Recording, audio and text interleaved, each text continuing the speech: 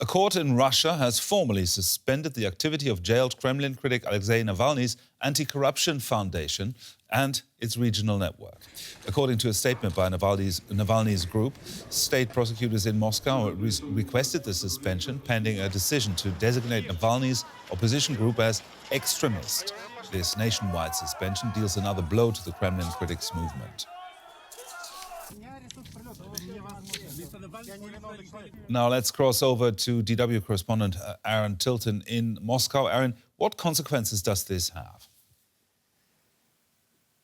Well, it basically suspends the work of Navalny's anti-corruption foundation in the broader Russian Federation moving forward. And if the designation as an extremist organization is upheld, it would basically bring them in line with extremist groups like far-right groups, terrorist organizations, or neo-Nazi groups. It would effectively ban their symbols, ban their work, and would also place criminal penalties on people working within the organization. Now, the higher-ups in the organization could face multi-year jail terms moving forward if they continue to work for the anti-corruption foundation. And I think even more chilling than that, people at the grassroots level, the ground level, could also be facing jail terms if they continue to work for the Anti-Corruption Foundation. Now, it comes at a critical time for the country and is a real critical blow for the Anti-Corruption Foundation moving towards this fall's elections.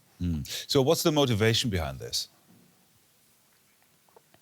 Well, it really seems that Vladimir Putin and more broadly the Russian government has kind of run out of patience both with Alexei Navalny and also with the Anti-Corruption Foundation.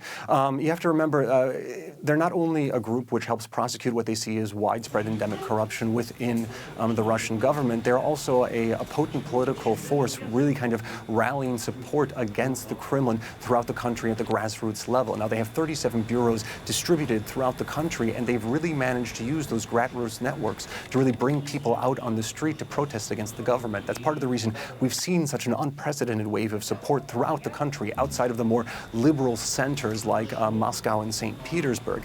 And this is especially critical moving towards this fall's election. Now, last time around with their intelligent voting system, they were able to not necessarily challenge Vladimir Putin's power, but give him and his party kind of a black eye in the elections. And it seems that at least this time around, they don't want to take another chance of getting another black eye after the elections. So what are the options now for the Anti-Corruption Foundation?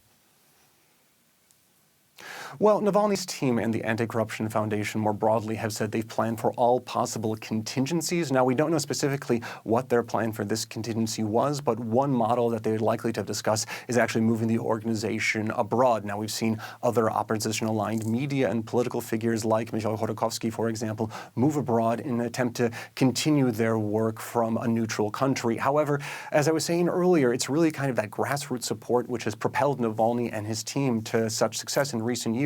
And it's kind of an open question whether or not they would be able to continue that type of grassroots organization from abroad. So right now, we don't specifically know what their plans are, but we're likely to see some type of action from their side in the coming days or weeks. So, Aaron, briefly, what's the latest on Navalny himself? How is he doing?